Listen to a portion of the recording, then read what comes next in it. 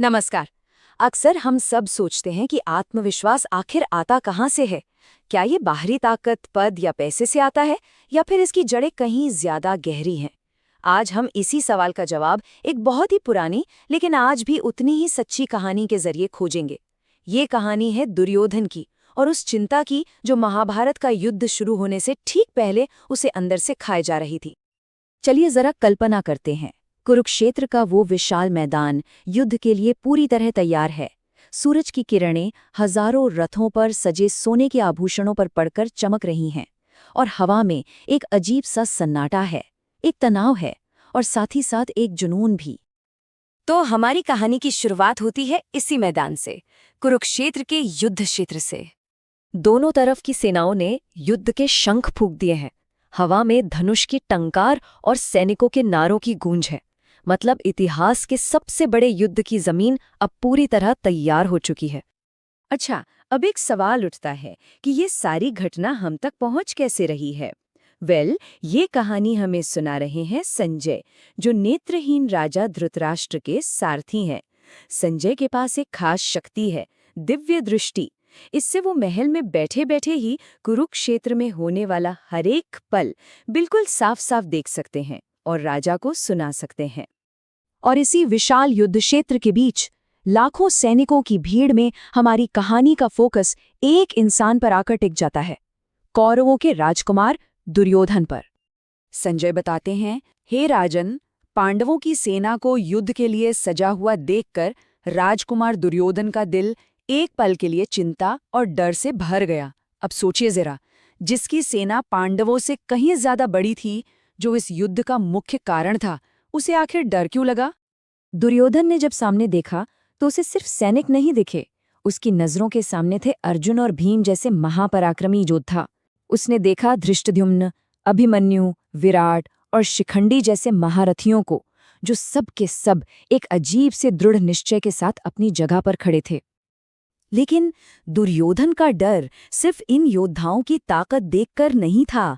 नहीं, असल में उसे ये एहसास हो गया था कि उसके सामने सिर्फ एक सेना नहीं है, बल्कि धर्म और एकता से बंधी एक ऐसी शक्ति खड़ी है जिसे हरा पाना नामुमकिन सा लग रहा था। तो ये जो डर था, ये तो बस बाहरी तौर पे दिख रहा था। असल कहानी तो दुर्योधन के मन के अंदर चल रही थी। एक बहुत गहरा संघर्ष, जहां बाहरी दिखावा और अंदर की हकीकत में जमीन आसमान का फर्क था। देखिए, बाहर से दुनिया को क्या दिख रहा था? एक आत्मविश्वासी राजा जो एक बहुत विशाल सेना का नेतृत्व कर रहा था। लेकिन अंदर अंदर की कहानी बिल्कुल उल्टी थी। वो डर, असुरक्षा और ईर्ष्या से अंदर ही अंदर खोखला हो चुका था। उसे अपने ही लिए हुए फैसलों पर शक होने लगा था। तो इस अंदरूनी डर का नतीजा क्या निकला? सबसे पहले वो बेचैन हो उठा, फिर उसका खुद के फैसलों से ही भरोसा उठ गया, और आखिर में वो भागा भागा अपने गुरु द्रोणाचार्य के पास पहुंचा, एक तरह से दिलासा ढूंढने, ये साबित करने के लिए कि उसे उनकी सलाह की कितनी सख्त जरूरत है। दुर्योधन की ये जो हालत है ना, ये हमें एक बहुत ही गहरे सिद्धांत की तरफ ले जाती है, जो इस पूरी कहानी के केंद्र में है, यानी धर्म और अधर्म का सिद्धांत। धर्म का मतलब सिर्फ कोई कर्मकांड नहीं है। इसका मतलब है सही रास्ते पर चलना, ईमानदारी, नैतिकता और अपने कर्तव्य का पालन करना। और यही वो चीज है जो अंदर से असली ताकत और सच्चा आत्मविश्वास देती है। पांडवों की सेना इसी धर्म की शक्ति से भरी हुई थी।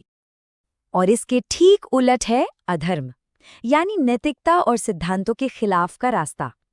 इस रास्ते पर चलने वाले के पास बाहरी शक्ति चाहे कितनी भी क्यों ना हो, वो अंदर से हमेशा डला हुआ और असुरक्षित ही महसूस करता है। दुर्योधन की चिंता इसी अधर्म का सबसे बड़ा प्रतीक थी। तो इस हजारों साल पुरानी कहानी का आज के दौर में हमारे लिए क्या संदेश है? इसका सबक आज भी उतना ही जरूरी है जितना तब था। सबक बहुत सीधा और साफ है। जो इंसान अधर्म यानी गलत रास्ते पर होता है, उसके मन में हमेशा एक डर, एक बेचैनी बनी रहती है, फिर चाहे उसके पास कितनी भी दौलत या ताकत क्यों ना हो। और वहीं दूसरी तरफ जो इंसान धर्म यानी सही रास्ते पर चलता है, वो भले ही दुनिया की नज़रों में कमज़ोर दिखे, लेकिन अंदर से वो आत्मविश्वास से भरा होता है। क्यों? क्योंकि उसकी शक्ति का स्रोत उसकी अपनी नैतिकता और सच्चाई है। तो आखिर में ये कहानी हमें एक बहुत गहरे सवाल के साथ छोड़ जाती है कि आत्मविश्वास का असली स्रोत क्या है?